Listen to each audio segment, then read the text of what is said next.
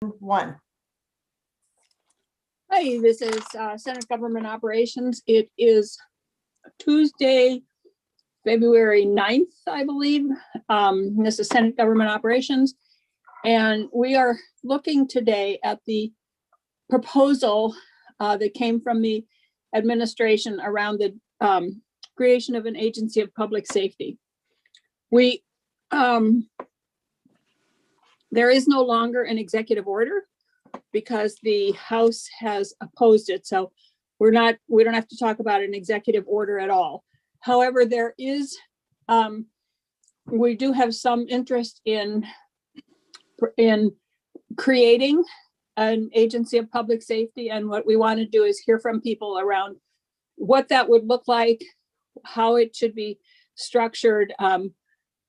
I don't know if Commissioner Sherling is on here with us, but there he is. We're working to put together some kind of a draft bill that we can all respond to. But today we're going to look at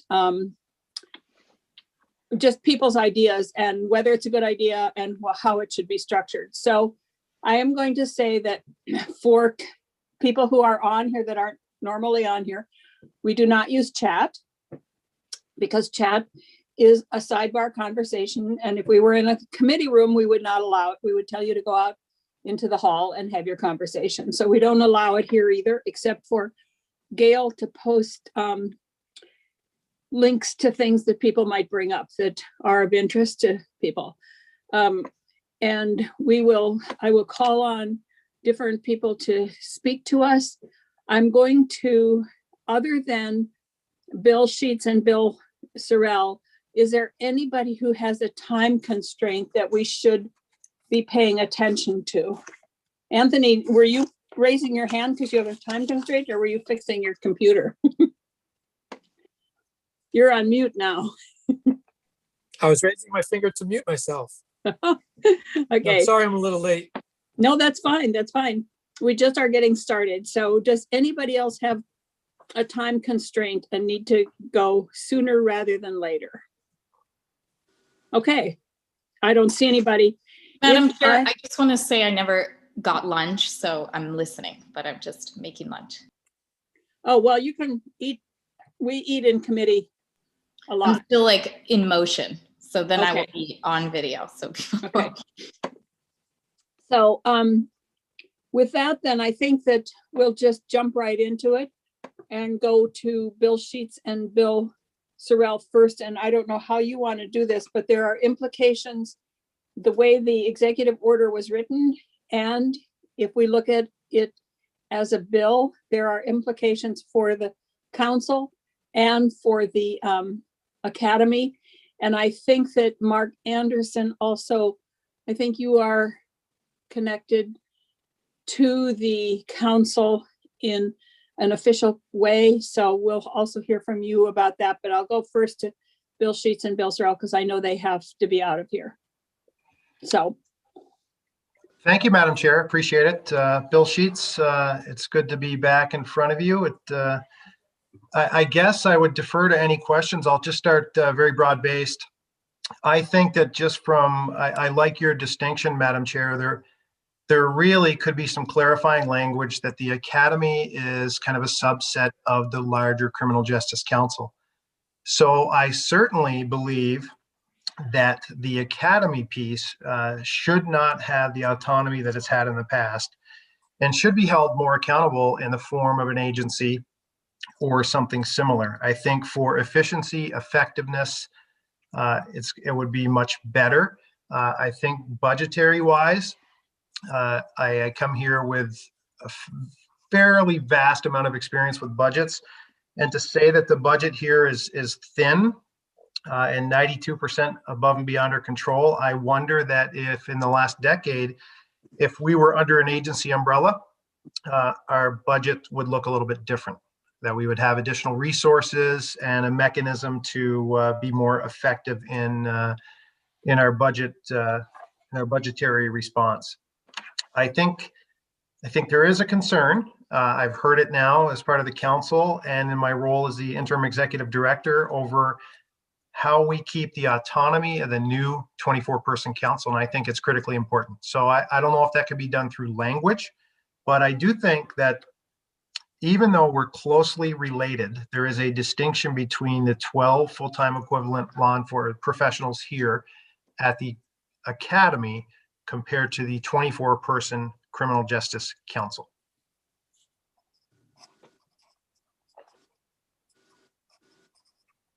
Yeah, and I think that that is important, and I think that we can, that those are the kinds of details that we need to address, and I'm glad we can do this as in statute, because it's hard to get into that detail in an executive order. So, but in terms of the academy, you do think that it belongs.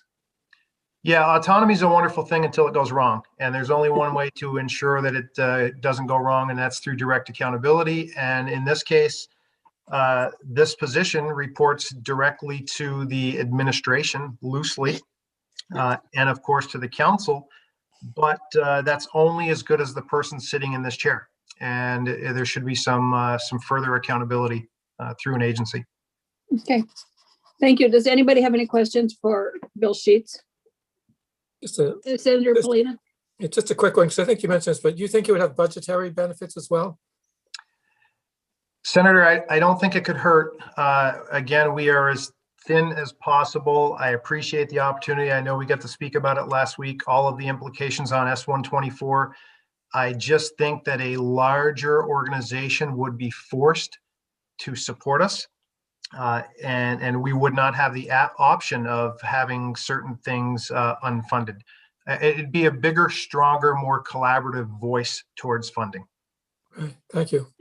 I think that one of the thoughts from the department was that some of the business administration functions could be done by a support division in the agency itself. So Senator Clarkson?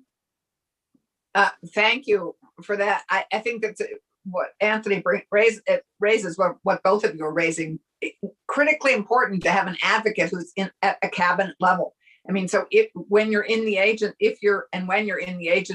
you will have an articulate advocate at the table with, in that whole budgetary process, which is quite different from the way it is now. So I think you'd benefit by an elevated, articulate advocate. Any more questions for Mr. Sheets? So Mr. Sorrell, and I see Cindy is also here with us. Would you like to talk to us about the council now? And we know they're connected, but we also know that they are separate. And you are on mute, Bill Sorrell. There are people who've been trying to tell you that for a long time. I think I got it. You got it. Okay. Thank you for the opportunity to speak a bit about these matters. And I'm not fully on the same page as Bill Sheets, for whom I have the utmost respect, but we're close. First, just generally on the concept of an agency of public safety, unless I'm having a senior moment, I attended the Grafton conference back, I think it was in the early 90s or so, on the idea of the creation of an agency of public safety. And I would, and I think I was at that time either had just left as Chittenden County State's Attorney and was administration secretary, or was still the state's attorney, is my recollection. And in any event, I thought there were real benefits to the creation of an agency of public safety, and I still do. As far as the academy goes, separately, I do see benefits in budgeting, IT issues, and the like, being able to take advantage of an agency structure, which typically has, a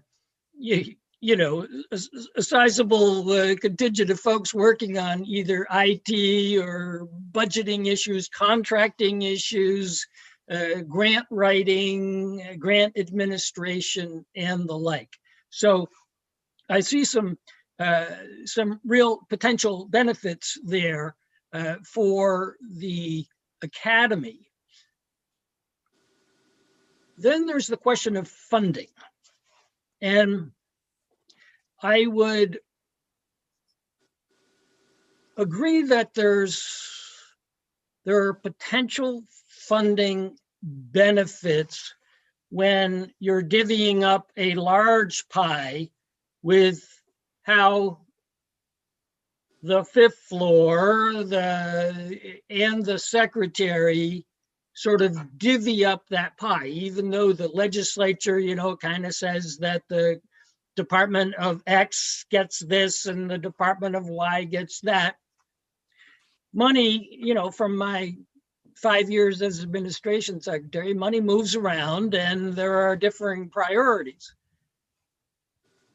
Commissioner Sherling, I know, thinks that the training side of the academy and its operations are underfunded. I've heard him say, and he can correct me if he's on, but I've heard him say he thinks it might be $1.5 million underfunded. And there's no question but that he is a strong advocate for the academy and for police training and for the council. I mean, he's the first one who called me about taking over as chair. That being said, we're level funded in the governor's recommend, despite all of the additional duties that are put on, we say the council, but the lion's share of the work is actually going to be done in the training and so much of the work in S-124 that is given to the council is going to be done by academy staff. And we have some very real needs to remotely come close to meeting what we see as our responsibilities under S-124. And yet, we're level funded. And so we're left, and we have to get off at 2:00 because we have to go to the Appropriations Committee. And we're going to be in there pitching for more money than the administration is recommending that we receive. If we were in an agency setting, I've been there, I've done it. Those who go in and try to say the governor has it wrong, our department or our agency should be receiving not only X, but X plus Y. They're not the most popular people at cabinet meetings or other similar gatherings. And in my view, I mean, I'm not worried about myself. No one's going to call me from anywhere in state government and say, you got to shut up in terms of what you think the council needs to do its job. I mean, I'm not worried about that. But an executive director who is ultimately appointed by the governor might find himself or herself in a bit of a pinch between really espousing, I mean, you can espouse all you want to your secretary, but to be espousing before the legislative branch on what your financial needs are. That concerns me. So I'm not sure that it's financially advantageous to the council and the council's responsibility for the operations of the academy to have to be in agency. The jury's sort of out on that for me, and our current experiences are all that I have to go on, and we're going in slugging for ourselves before the Appropriations Committee in about 10 minutes. The last thing I would say, I apologize for taking too much time, is another matter that doesn't have anything to do with finances, about the potential merits of the independence of the council. I think what the legislature was trying to do, you know better than I, but to put more voices into the creation of policies involving the operation, the recruitment, the training, the disciplining, and policies for law enforcement. And if the council loses its independence, those who are calling for other citizen oversight groupings over law enforcement statewide, to the extent that the council is now, even though it's made up of significant numbers of law enforcement, they don't have a majority, and it functions as an independent body. And I think I'd like to think longer and harder before I say it's a good idea that the council loses that independence. So I'm going to ask if anybody has questions, but I think that is a huge issue, and that's been brought up to me by a couple people, and which is one of the reasons why doing this statutorily instead of in an executive order, language can be put into there to assure that independence. Yes, I appreciate that. Yeah. Committee members, are there any questions? Cindy, would you like to add anything here? Good afternoon, Senators. I'll just really briefly say I second, if there is a restructuring to occur, what Executive Director Sheets mentioned, and the distinction between the council and the academy. And I've worked there a long time, and I've spent a lot of time explaining to people that yes, the agency I work for is the Criminal Justice Training Council. And then we also have this sort of board of directors that is the council. And sometimes when like directives come down, people are confused over whether or not it's the board of directors, council members' responsibility, or the employees of the agency that I work for is responsibility. And so some clarity there, if it could be added, would be helpful, I think. The academy is a location and a program, but it's not the agency that we all work for. The agency is the Criminal Justice Training Council. So it's just confusing. And I think if it could be cleared up, that would be helpful.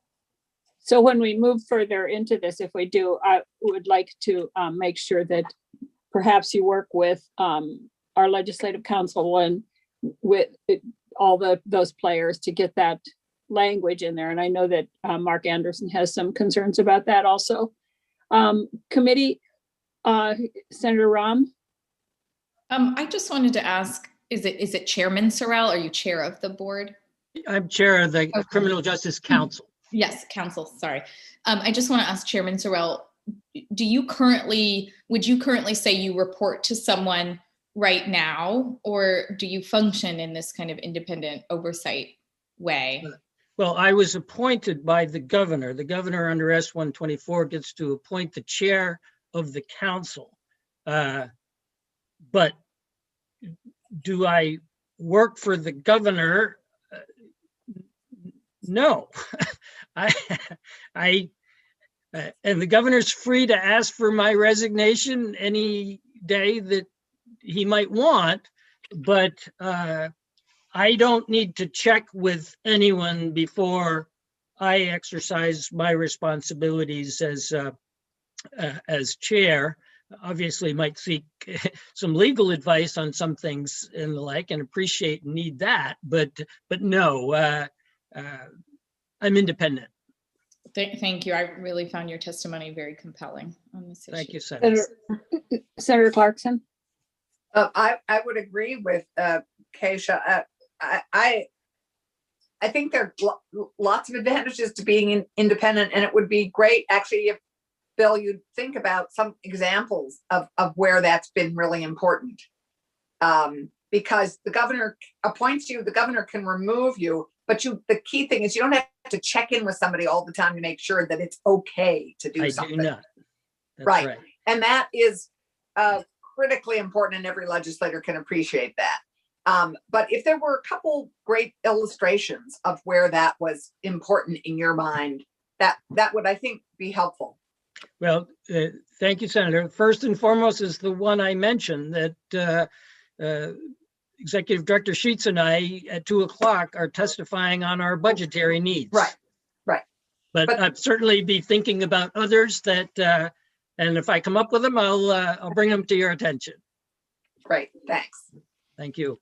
Any other questions for them? And I understand you have to go, and I know that Mark, Sheriff Anderson brought this issue up to me last week, and about maintaining the independence of the council.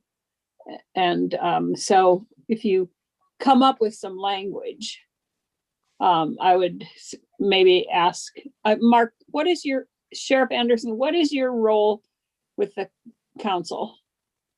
Thank you, Madam Chair. So for the record, Mark Anderson, Windham County Sheriff. I am the Sheriff's Association's appointee to the council. Okay. So I fill one of the 24 seats identified in S-124, but also prior to that.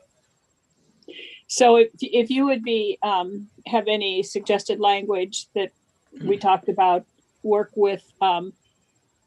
Sorrell and Sheets and Commissioner Sherling, or whoever is going to be writing this potential bill for us. I'd be happy to do that, Madam Chair. And I also, not to say that the language is exactly perfect, but Commissioner Sherling's 10-point modernization strategy does discuss it. I believe the words were enshrining in statute the purpose and the mission of the council. And I think that is an excellent starting point, if not even the finish point. Yeah, thank you.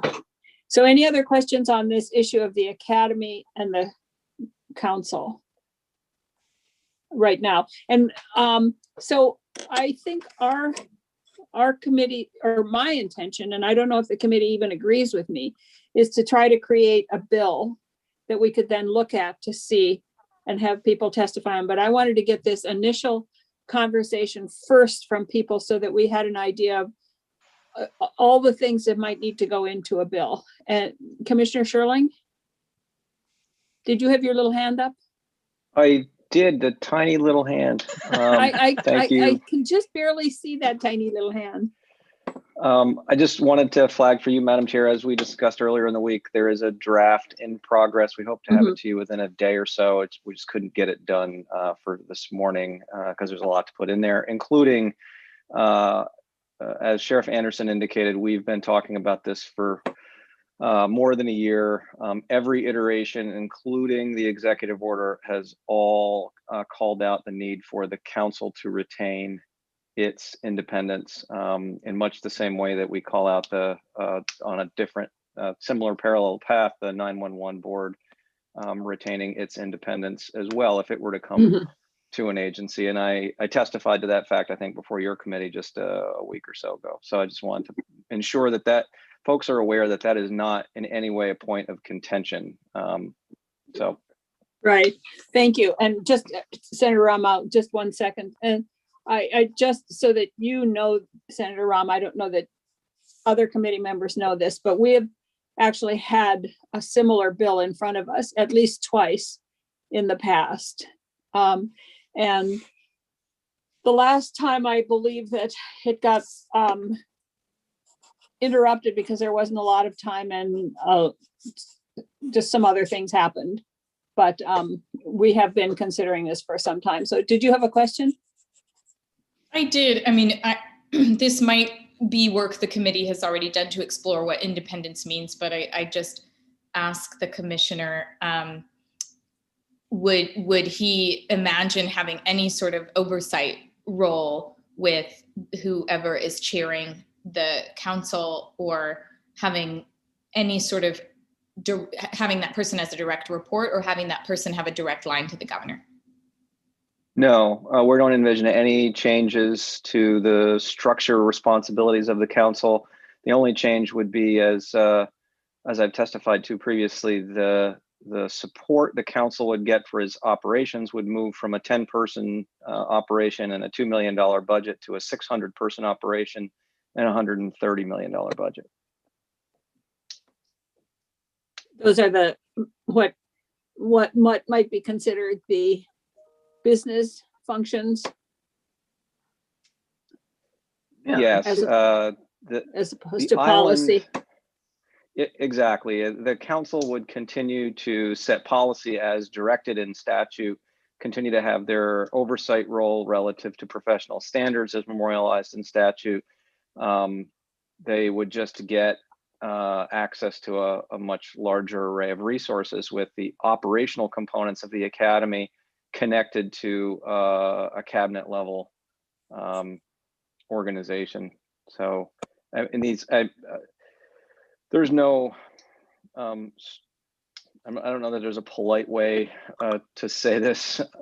There are these various islands in state government that have been created over the decades, and they get lost in the shuffle. It is really hard to come in with a $2 million budget sitting on an island as the council or the academy, or however it's portrayed in various testimony, when you're up against the $2.5 billion Agency of Human Services budget.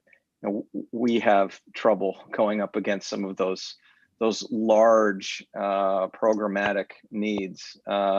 So I do not see any downsides to the resource allocations that would go with attaching the operations of the academy to whether it's a Department of Public Safety or an Agency of Public Safety or the Agency of Administration somewhere.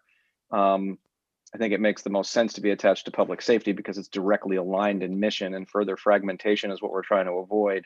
But I do not see any budgetary downsides. And I'll also observe that having been in commerce for 3 years, this construct is pretty normal. And we actually have it in public safety. The Fire Training Council operates independently and guides fire training, and we don't touch that. We just execute what that independent multi-agency council directs. And the same thing happens in commerce. There are a variety of independent boards and commissions. I think the Secretary of Commerce is appointed to something like 60 various boards and commissions. Some of them get all of the resources of the agency, but do not report to the Secretary.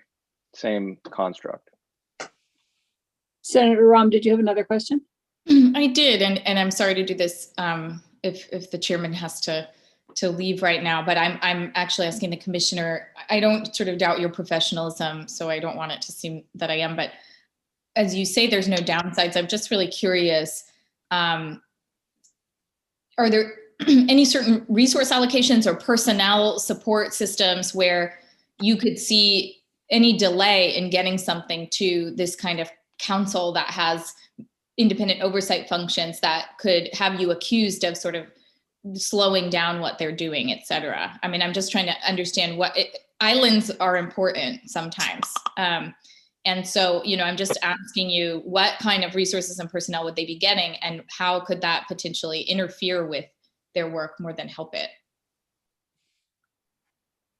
I'm not exactly sure I'm following the question, because it sounds, Can I you're throw asking something out here? what resources would be going, but how it would interfere with operations. So I'm not sure I'm following the.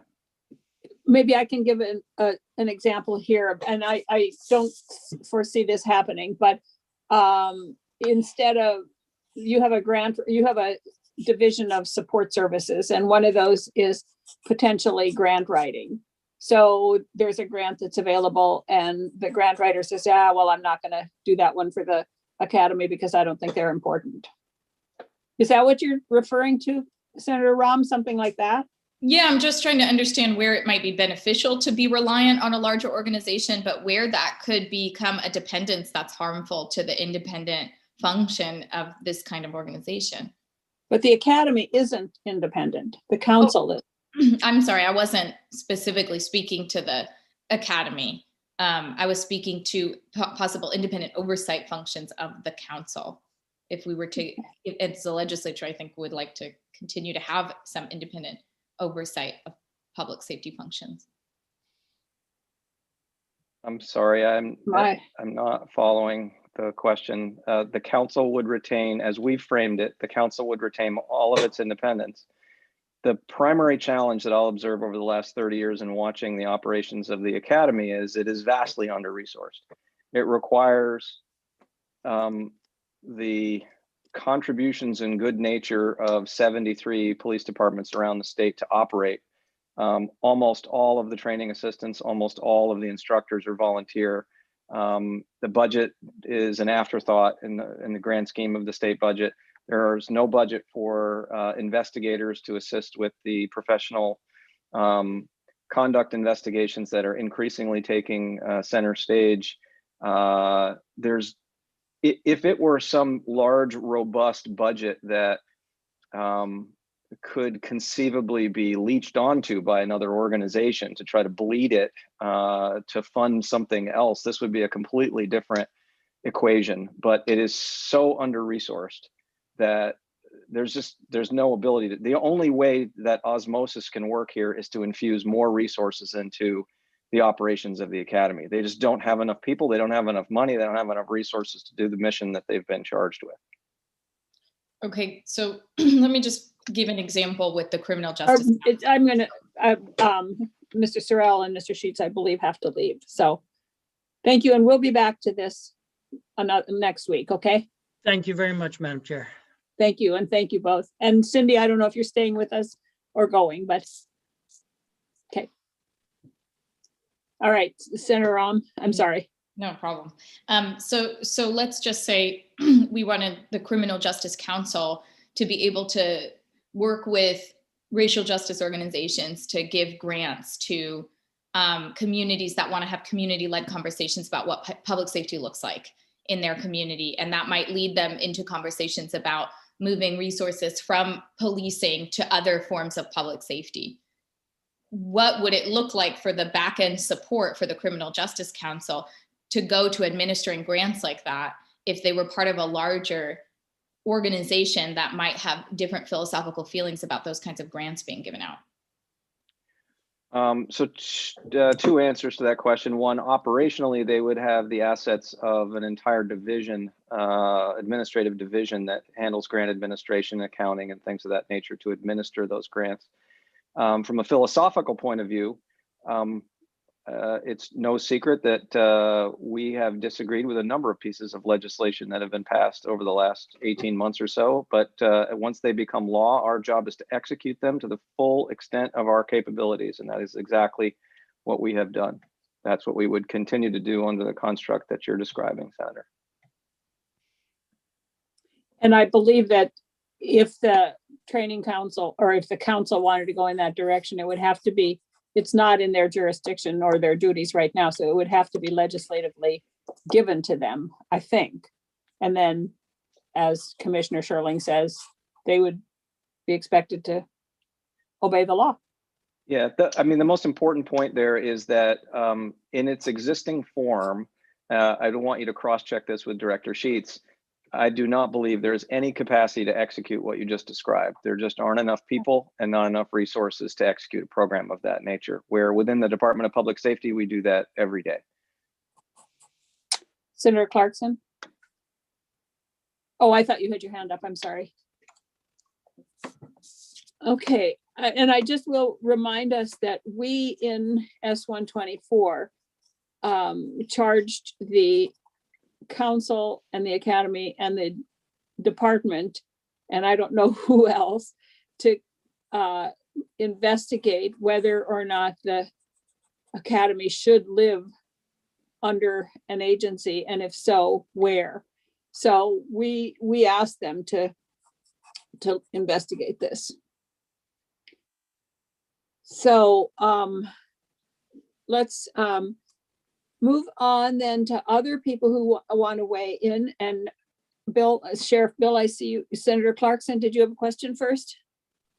Yes, well, you just raised a good question, which is, remind me when we asked for that update, because I don't think it was a report, but we asked them to weigh in on that, didn't we? And No, when we did asked them to come to us with a suggestion. So this time period that we're looking at would be a good moment for that suggestion. This is their suggestion. that Yes, they should. No, We no. asked okay, go ahead. So I just want to clarify, because I think it was a little bit of a mixed message, that my understanding from Commissioner Sherling is that the recommendation is that the council continue its independence, Yes. just but be incorporated in some capacities in the agency to benefit from all the administrative resources and grant opportunity, all the all the resources that are that would be in that agency that would benefit the council and the academy. Well, what we asked for was not But- to look at the placement of the council. That was not in the equation at all. It said, where should the academy live? And come to us with a recommendation. And that's what they're doing, is coming to us with a recommendation. That was we asked them. In fact, we had in there, but the House took it off. Should it even live in Pittsfield? Right. Or Pittsford. Pittsford. Yeah, we had that in there also. And should it maybe live under an institution of higher education? I mean, but we asked them for that recommendation, and this is their recommendation. So I see Commissioner Sherling has his hand up again. And Yes, then Madam Chair, Sheriff Bill. I was just going to add that we were part of that preliminary engagement process, and we engaged the stakeholders, chiefs, sheriffs, the Law Enforcement Advisory Board, the previous version of what was the Criminal Justice Training Council, because the new council was not seated until January, and there was unanimous agreement. We also engaged Vermont League of Cities and Towns, the Mayor's Coalition, a variety of representative government entities, and unanimously those organizations were in support of moving the operations of the academy itself within the Agency of Public Safety in the manner that we framed it, where it was under a division of support services and not embedded or accountable to the state police. The important caveat is the new council has only met twice and has not in its entirety weighed in on this, just because they're brand new. Sheriff Bill. Madam Chair and Commissioner, he just explained that I put on my other hat, being the chair of the LEAB. We did have a quite active discussion on this. And you got to remember, the LEAB is made up of just about all law enforcement in Vermont, plus like someone from the Attorney General's office, Defender General, Vermont Leagues and Cities and Towns. And it was unanimous to move the academy, just like you were talking about, just what the commissioner explained, to the DPS, or if you created the new Agency of Public Safety.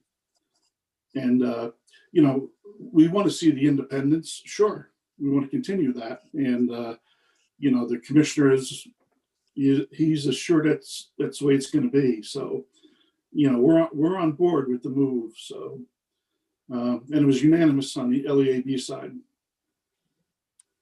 Thank you. Maybe we could someday hear from Mike DeRoches to see how the how that works, because it's kind of parallel to this.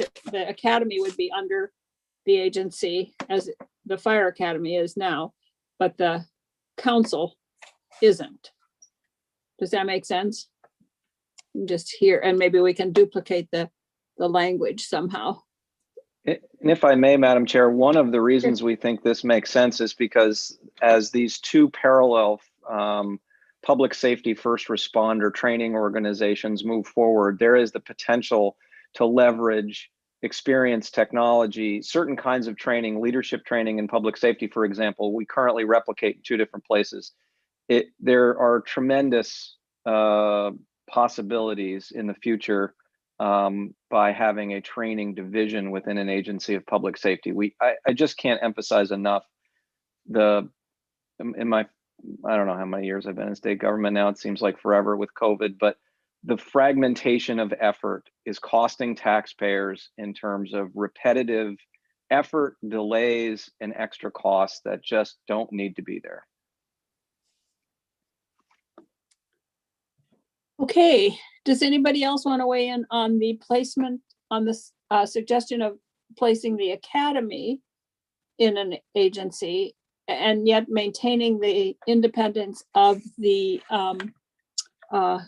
council? Chief Falco, did you want to weigh in on that, or because we can move on to another topic if we want to? Madam Chair, I can wait because what I'm going to testify to anyway will dovetail with this issue. Okay, great. Thank you. So, Senator Rahm? I just want to say that I'm such a visual person, and I'm on the website and it says Vermont Criminal Justice Training Council. And then when you go to click on the council members, it says Vermont Criminal Justice Council. So I just want to make sure I understand there is no longer a Criminal Justice Training Council. Yes. Okay, someone should change that on the website, but it was just confusing me. Yes, I'm sure. That became effective just a couple months ago, and I suspect that they've just been busy with other issues, but we will remind them. Yes, Sheriff Anderson. Madam Chair, I think that underlines just one of many ways that the Academy staff is under-resourced. We've worked with them on various IT issues, but that being said, I'm happy to deliver that message to the people that work on that. Thank you. So let's move to, does anybody, we want to hear what your thoughts are about the agency in general, other issues with it, whatever. This is just a conversation so that we can get everything in. So let's go to you then, Chief Fekos, or Director, I'm sorry. Good afternoon, Madam Chair and members of the committee. For the record, I am Tony Fekos, Director of Enforcement and Safety Division for the Vermont Department of Motor Vehicles. Since I'm no longer, I guess, responding directly to the executive order, but some of the things that I've already testified to in the House, but remain the same in terms of, overall, I absolutely believe and support in the future vision, the 10 points of police reform and modernization that have been already laid out. How we get there is I think is still, work in progress. Obviously, that's why we're here. As far as the Department of Motor Vehicles, specifically, we do a lot within this division of enforcement and safety.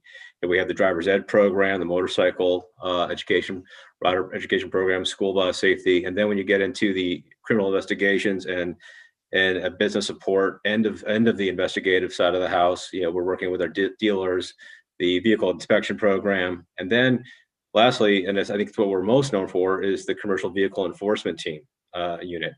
And these folks are highly specialized, as all of our employees are here. But it's all part of highway safety. And so we look at some of those, what are some of the similarities in mission? So I'm going to, in very broad terms, one of the greatest strengths I always felt in Vermont law enforcement is the fact that we've had one academy. That it doesn't matter what the shoulder patch, whether it was Montpelier Police. I went to the academy with many state troopers and as well as DMV personnel. And the fact that we have that foundation, I think, is a great strength to Vermont. There's no question in all of these conversations that Vermont, in terms of law enforcement and policing, it's kind of the haves and have-nots, especially when we talk about municipal policing and what communities are willing to pay for.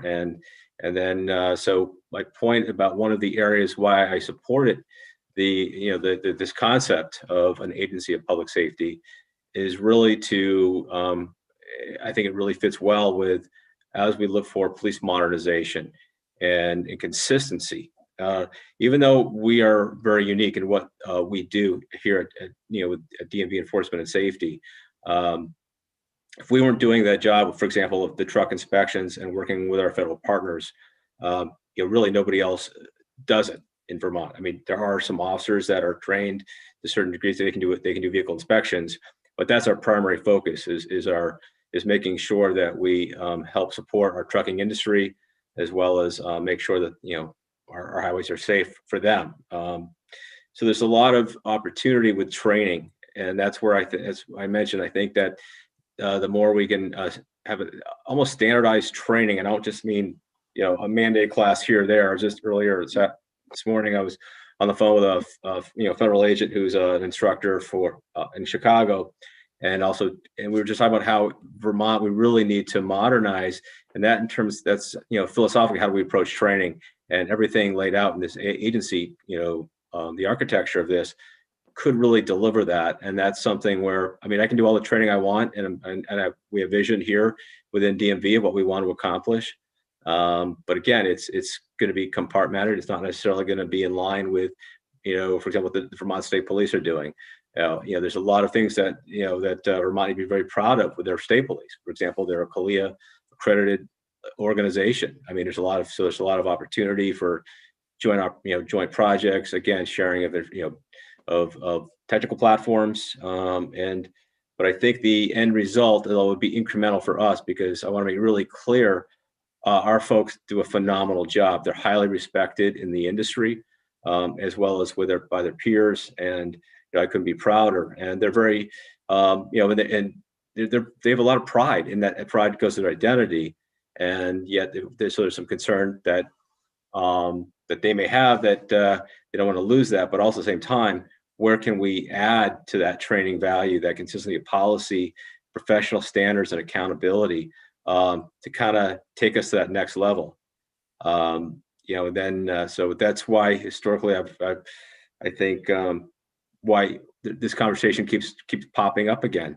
And especially now with we're really reevaluating how we police, whether it's a highly specialized avenue such as what we do with commercial vehicle enforcement and regulating the automotive industry, if you will, here in Vermont. But those are the things why I think create some opportunity, as long as, again, nothing detracts from the success and how we do business here with our division. Is that your hand, Senator Clarkson? No. Okay. So the way I understand that the executive order worked, and I think that I heard you say you agreed with it, is that there would be two departments under the agency, and the one department would include VSP and motor vehicles, as two different divisions, I believe. Am I right about that? Is correct. It'd be that under the executive order, the language was specifically creates a Department of Law Enforcement, and that would have a division of the Vermont State Police and a division of Motor Vehicle Enforcement. And they're absolutely two very distinctly different organizations. I mean, the responsibility that Vermont State Police have, they're handling the 911 calls. Anything that comes up, they are the go-to, including all of their special teams and their unique resources.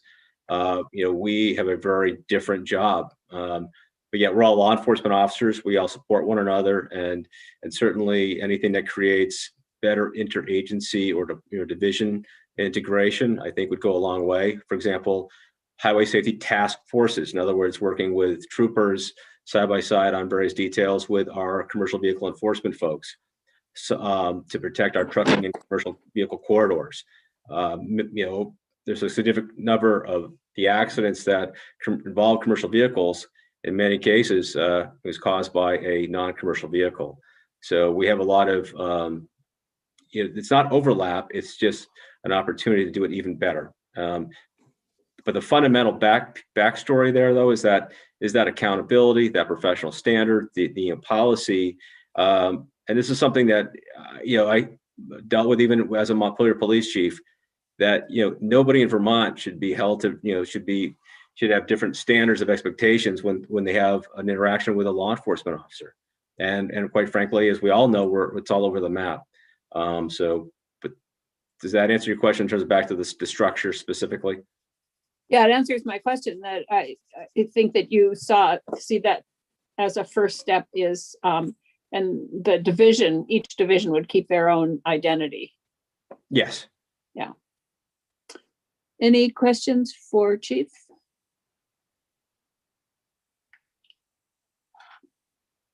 Okay, so I do know that Thank you. John Federico, he works for you, right?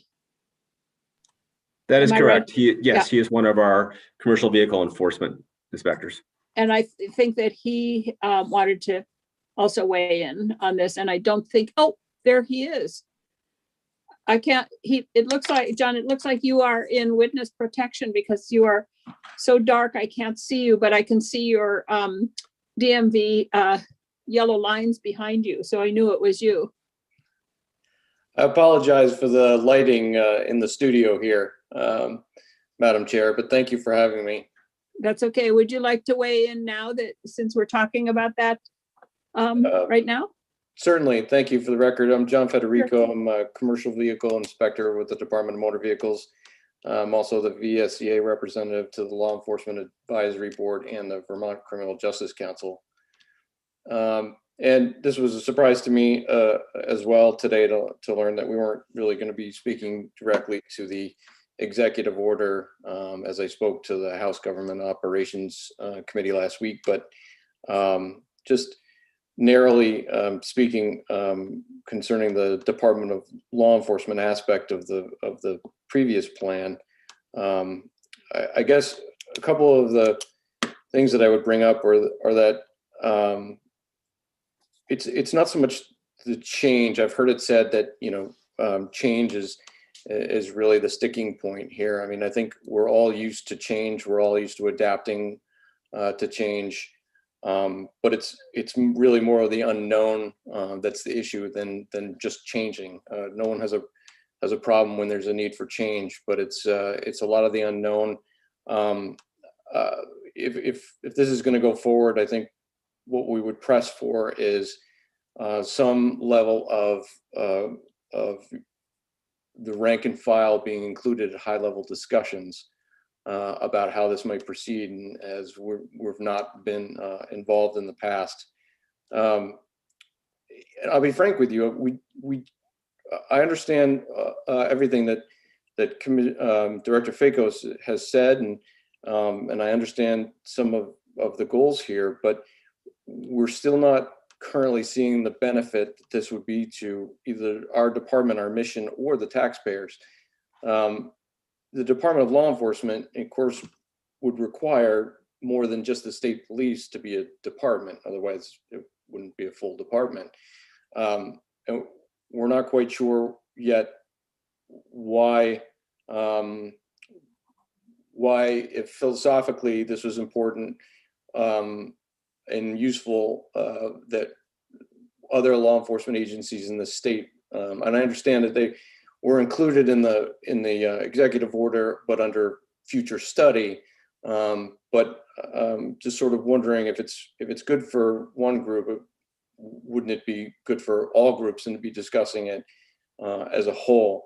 I mean, we currently are lucky enough not to have issues with funding, so I don't think it's a funding issue.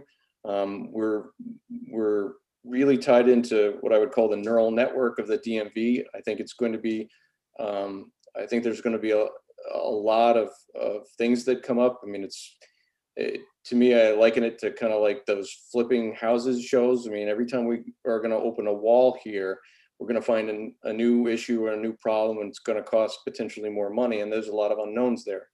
I mean, we've talked about how there are some known increases right off the bat. This isn't a money-saving operation anymore, or plan that I've heard it said, and so that bureaucracy that may be created in the Department of Law Enforcement just right now looks to be unnecessary to us. But again, if we were involved in future high-level discussions, perhaps those those ideas would change, perhaps not. We're not the only ones concerned about that. I won't speak for him, but there was some testimony from the troopers side of things that that bureaucracy that would be created and be more costly would be concerning as well. And I would just lastly say that we in some ways operate like a different law enforcement agency, just like a Montpelier PD or a St. Johnsbury PD. We easily can pick up the phone, share training, share ideas, share operations. We can do it even easier because we're state employees. The state police are state employees. There's a lot of those things that we can do right now, and without having to go through changes that may cost the state a lot of money in the future. Again, that said, we're certainly open to the continued discussions. We'd love to be involved at a higher level than previously, if this is going to go forward, so that our voices are heard, and that we may also bring our expertise to the table, so that we don't. Hopefully, we can help avoid any walls that are opened, and find out we need new electricity, throughout the house, new roof, and all that kind of good stuff. So, appreciate your time. Thanks, John. I do apologize for the fact that we aren't speaking directly to the executive order, because we've set this up last week before we knew that the House had opposed the executive order. So there is no executive order anymore. So, and in terms of speaking to the higher level conversations, I think that's what this is. If we do this, it will be done legislatively. It will be done by statute. So this is where the conversations will be held, I believe. Am I right, committee? We will be writing the statute. Senator Collmore? Thank you, Madam Chair. John, I really appreciate your testimony. I was going to ask Director Fakis, because up till this point, everyone that's testified seems to be in full support of what was contained to some degree in the executive order. I still think there's some discussion as to whether both chambers had to vote no or yes. I know that certainly the administration's legal counsel feels differently than some of the other folks, but that aside, this committee has also put forward a bill more than once, which would reorganize the public safety situation. But I'm especially grateful to John for providing some testimony, because I think it is important. Full disclosure, my wife worked for DMV for many years in a mobile unit. She had nothing but good things to say about things and the way they ran. But if you have 100 people in a room, you're never going to get, or rarely will you get 100-0 vote on anything. That's just the way things are. So I think it's especially important that we hear from the rank and file. And John, if you have specific examples of, given this possibly going forward, what would change for the average DMV worker, and pick whatever job that they have versus what's in place now? If you can think of any examples. Thank you. I can't think of any examples right now, because all that we've heard to this point is just that nothing will change. We'll simply move over, and everything will remain the same. But there's a lot of confusion around that. Just for example, we're not quite sure whether the executive order referred to our civilian staff that's intertwined with some of our operations, comes with us, doesn't come with us. Title 23 is a big, thick volume of law that's got the Commissioner of Motor Vehicles written all over it. I don't know if you can just simply replace the title and then everything goes smoothly.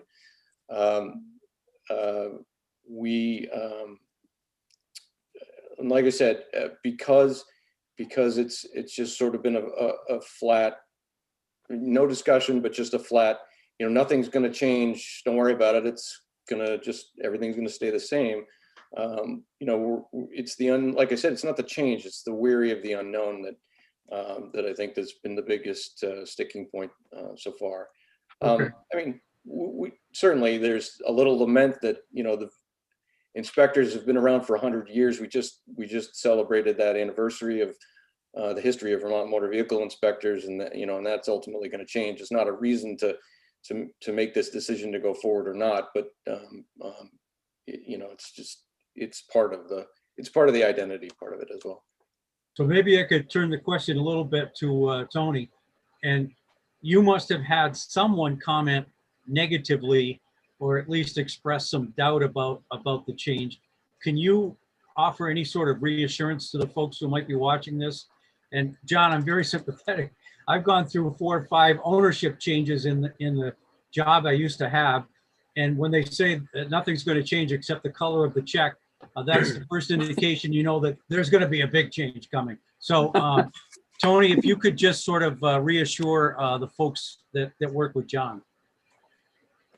Sure. I mean, right now, the executive, I'm going to go back to the executive order language. It was specific to the director position as well as all sworn DMV.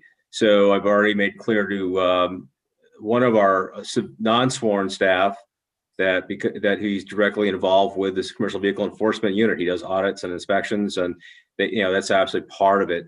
In all respect to Commissioner Manoli and I, we also have some discussions that we're still hammering out on. What if it's no longer an enforcement and safety division, for example, standing up a new division that would directly support the business side of the function. But either way, would have to still be embedded in my vision. Still have to be absolutely embedded into DMV. For example, we have Attorney General, people from the Attorney General's office assigned to DMV. We have people from ADS assigned to DMV. So that's how I would envision it. And I want to make really, and if I didn't make this clear enough in the beginning, again, we're not broke. It's a very highly functioning team. But where we get into some of the more nuanced opportunity and changes that could impact a sworn officer of the DMV, in the case of looking at if there was an allegation of misconduct, it is a different process than if it was, for example, currently for a Vermont State Trooper, because of a lot of that has to do with just there's union issues, different unions, different structures, and how those are handled. And I don't want to just put up that as something negative. I'm saying, but in terms of the accountability piece, though, and what I'm looking to is take something that works well in my vision that I think I certainly, I really buy into with what Commissioner Schilling has laid out, is that we're taking something that works really well, but can we actually make it even better?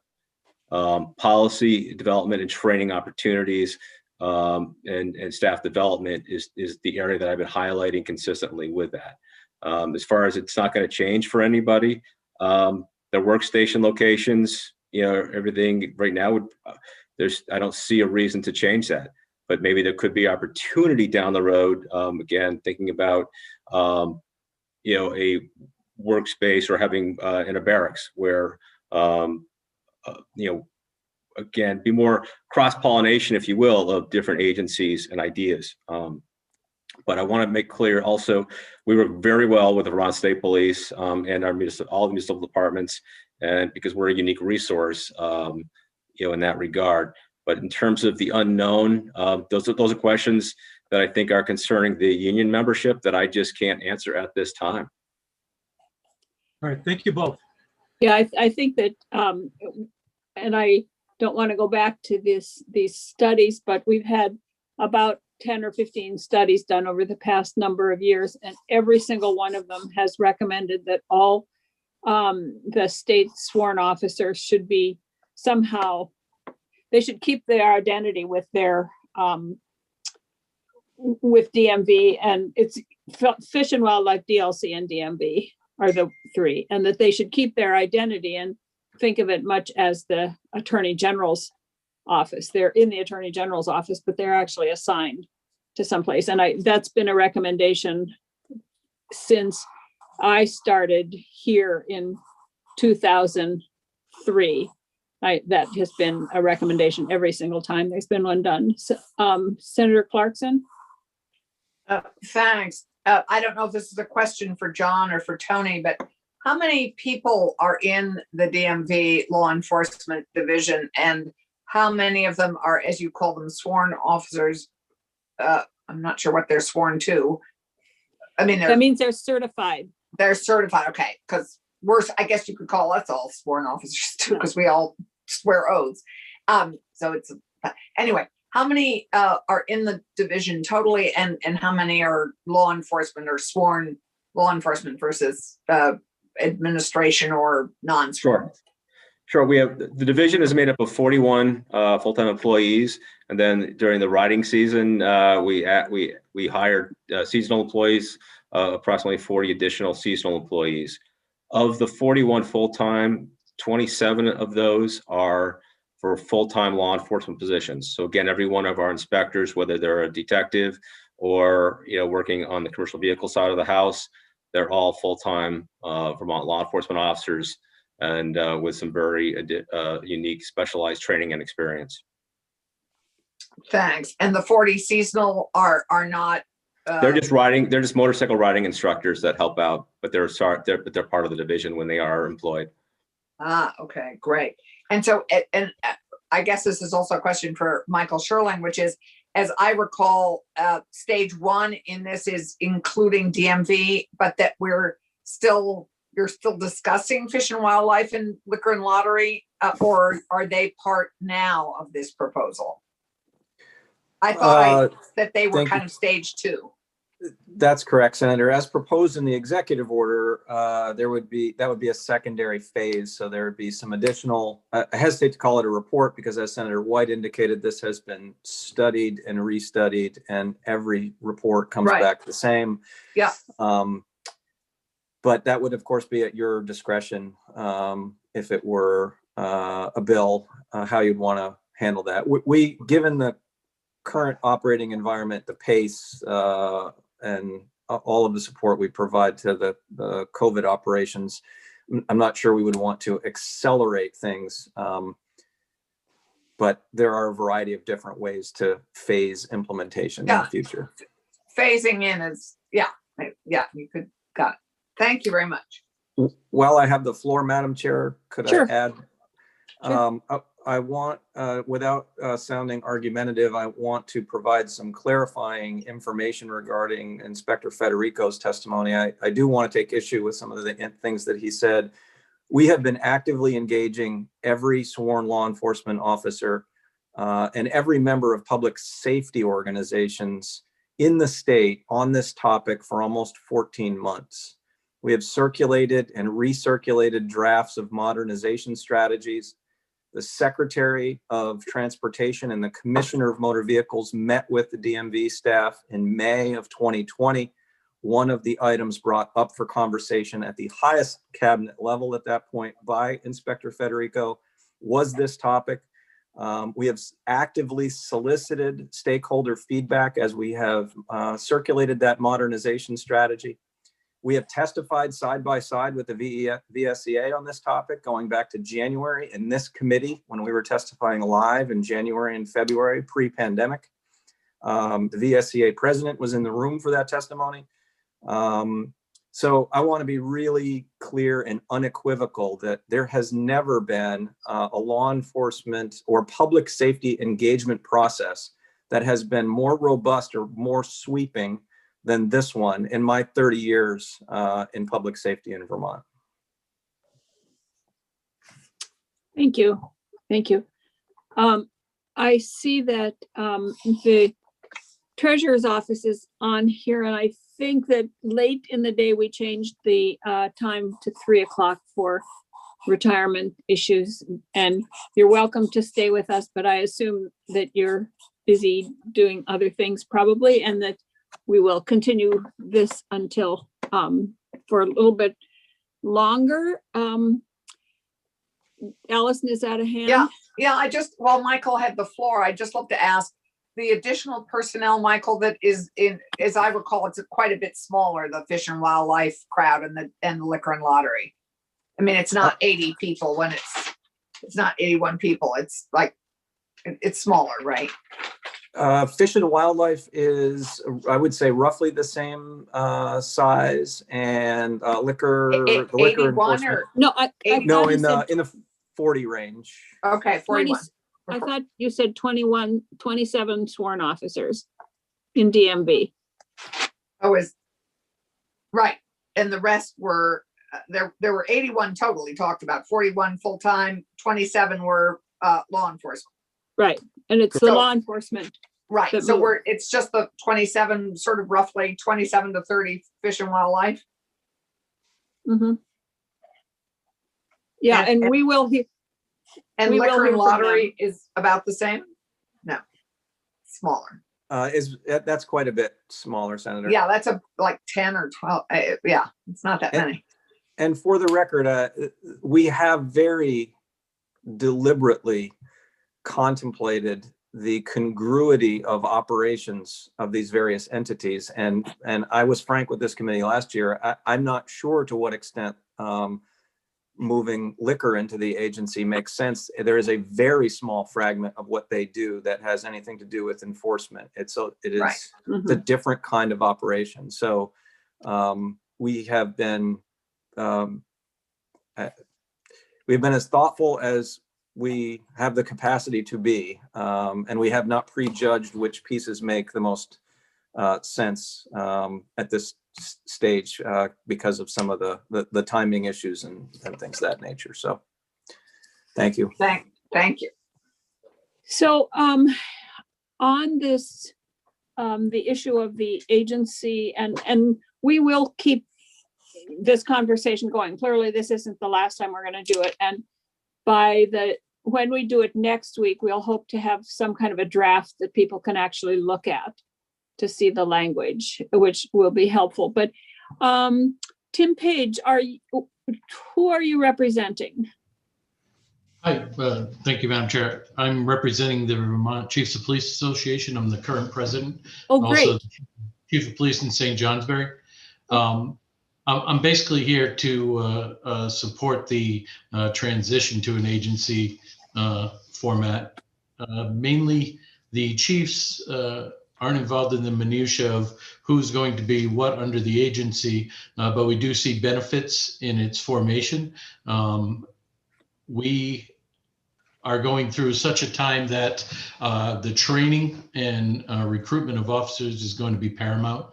And having an agency that would be a lead agency with the academy as part of that to advance the academy's mission and personnel, I think is huge. We need to improve our training. We need to improve our personnel that we're hiring. We need to set a professional standard for every organization out there. And I think we can do that through a robust training of our people. And I think that can only be accomplished if we have the funds and the resources to do that. And I think as an agency, that'll afford us that opportunity. Not to mention that departments such as myself that are smaller rely on the Department of Public Safety right now for certain investigations, sometimes manpower issues, things of that nature. So I think bringing it all together under one auspice would be beneficial for everyone, both in resources, but budgeting. And so I'm here just to show support for the agency. Thank you. And are you speaking, you're speaking for the Chiefs Association also? Yes, Madam Secretary. I polled the chiefs before coming here and overwhelmingly in support of this move. Okay. Thank you. Thanks for being here. Any questions for, how about the Sheriff's Association? Anybody want to speak for the Sheriff's Association? Madam Chair, Sheriff Boniak, as president of the association, we're in favor of moving the academy and 911, to DPS or the Agency of Public Safety. We want to remain neutral as far as advocating for or against creating the agency. So that's our stance, but we do want to see we'd really like to see the academy and the 911 board go over, just like Chief Page mentioned about, especially the academy. So that's our stance currently. Thank you. Thank you. Anybody else want to weigh in on this, on where we are right now with it? Vince, I saw you joined us. Did you have anything you would like to say? Well, maybe he didn't join us. Well, he's there. He looks like I he's see. thinking. I think he's giving a speech at BBSR. He's seeking refuge in our committee as usual. Oh, yes, many people come and sit in our committee to get away from the hustle and bustle, but so I think he's probably waiting for the temp workers discussion. okay. Great. In that case, I'll just ignore him. So does anybody else have anything else that they would like to throw out on this issue right now? And then let's get everybody here the next time we bring it up. Senator Clarkson? Yes, I'd just like to go to Commissioner Sherling's question, because it sounds like you did a pretty robust survey of everybody in law enforcement, or at least a large number of people in law enforcement, when you said you had reached out and publicly engaged so many people on this issue. And I think for us to make, as we consider this, it would be great to know if you could get us the number of people that you reached out to, the number of people who responded, just so people understand the public engagement, the robustness of that feedback. I think that would be helpful in making the case. I'm happy to provide an outline. I think, Senator, there may be a report that we drafted back in December on some of this engagement that we sent. With the there's numbers. So many reports I need to check. Apologize. I need to make sure that this is one of the topics that had a report. So I'll double check that. Great, because I think it would be useful as we go forward. And John, is John still with us? Yeah, you are. I would say that what should happen is as we go forward, and whether we ultimately pass a bill or not, we need to get people's thoughts in there. So if your members have comments or would like to see language in the bill, we need to get that to us so that we can make sure that we're going in the right direction. I mean, when we talk, I don't know if you were with us when we talked about the putting language into to guarantee the independence of the council, the Criminal Justice Council. If there's language that needs to be in the bill to guarantee the not independence, but the identity and preserving the identity of people who are not in the Vermont State Police in their individual units, we need to get that language. And anything else you think is relevant. All right, thank you for that opportunity. We'll work on that. Sure, thank you. Anybody else have anything right now? Senator Polina? Yeah, I'm just wondering, I don't know if there's an answer to this question or not, but I'm wondering how large an agency we're actually talking about creating.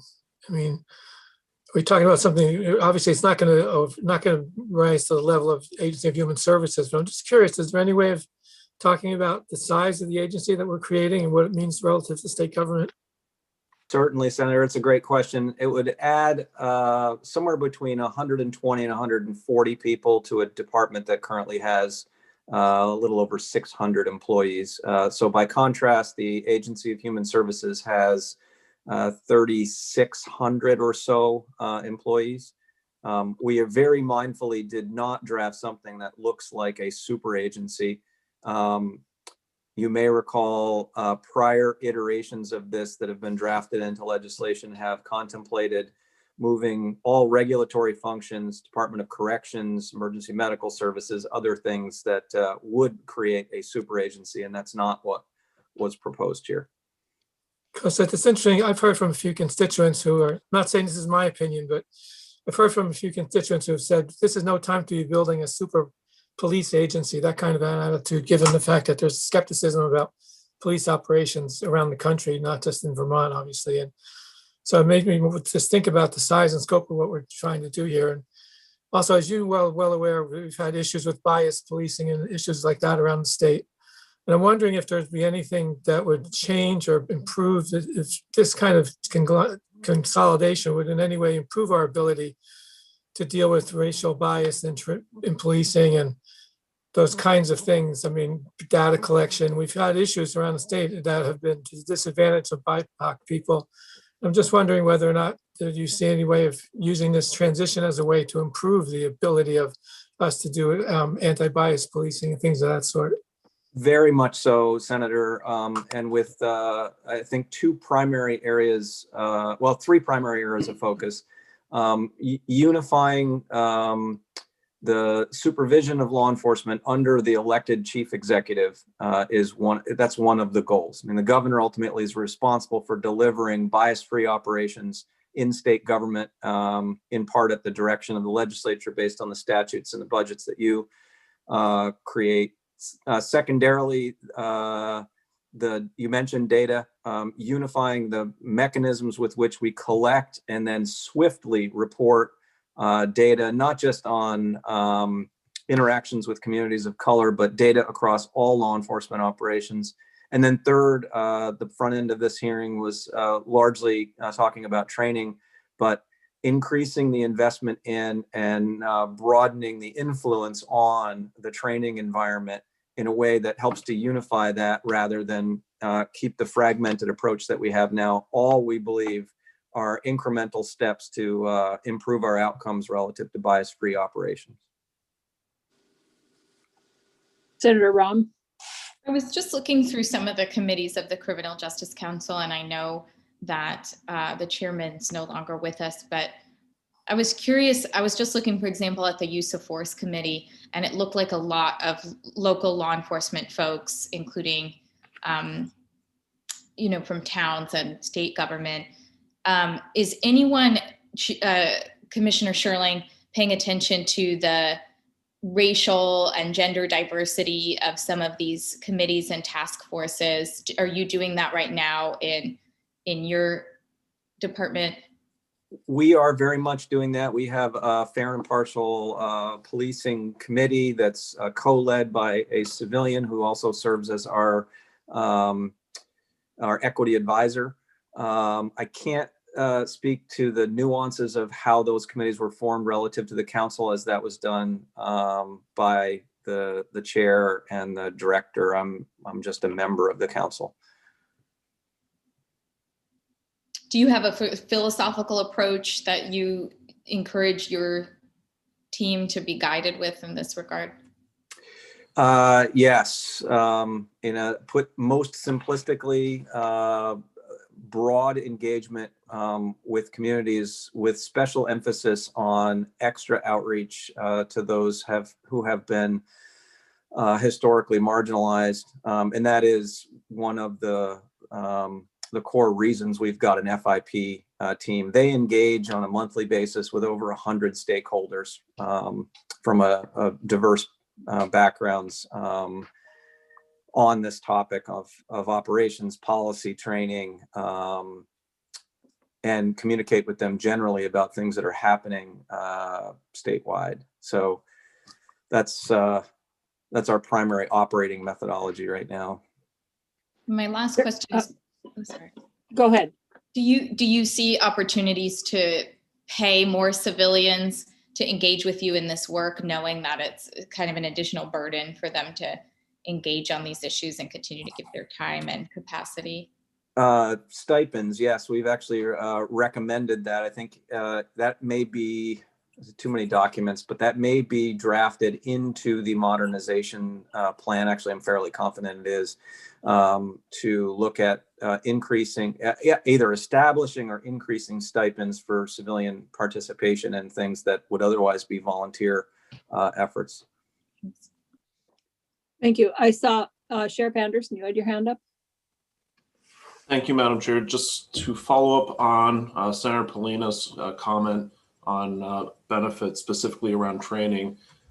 Back at the end of 2019, before we started looking at law enforcement in the way we are now, I was engaging with an organization that it was a training system and platform that I had the benefit of going to down in the Federal Law Enforcement Training Center.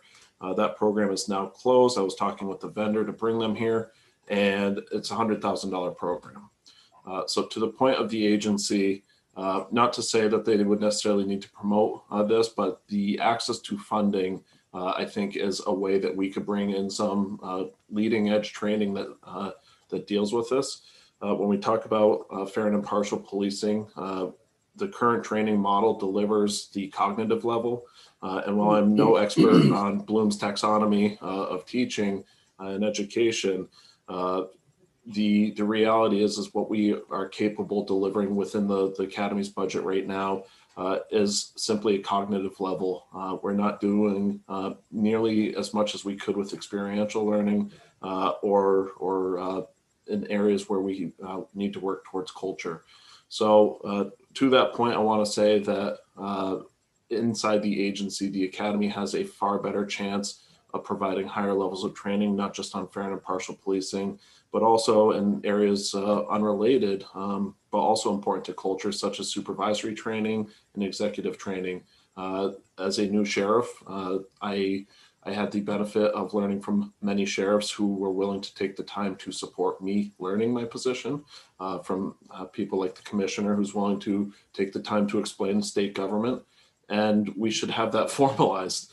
To figure it out by asking the right person is somewhat of a splash approach. And then to Senator Rahm's observations on the Academy's website, I just reviewed the list of committees. I noticed it's still the former training councils committees. We have met, I believe, twice now. And to the point of why the Academy's website is not currently updated, the position responsible for updating that was vacated in December. The person was just hired. And so there is a piece where they are actively working to update information. There's several committees that are created that are not listed, and I can't give an accurate representation of what they are right now, but I just wanted to note that. Thank you. Thank you. So any other questions, concerns right now? So let's, when we take this up next week, we will have hopefully a draft. And if anybody has, what I'm going to suggest is that if anybody has language that they would like to get in here for us to consider. Amarin, is that, could I say that your point people would be John, Federico, Tony Fakis. I think that Bill Sorrell and Mark Anderson may be around the independence of the council. If there's anybody else that wants to get language in there, not that we will adopt all the language necessarily, but we can get it in so that we can look at it in a draft form. Does that make sense, committee? Okay. And if any committee members have suggested language, I'd suggest that we get them to Amarin also. Okay. So with that, May can we, Madam Chair, may we have a 5 or 10 minute break to go do our stretch our limbs? that is exactly what I was just Oh. about to say, Good. is let's take a, let's see, it is 3:01. We will be back here at 3:10. That's 9 minutes. We should be able to do it. And everybody to put off your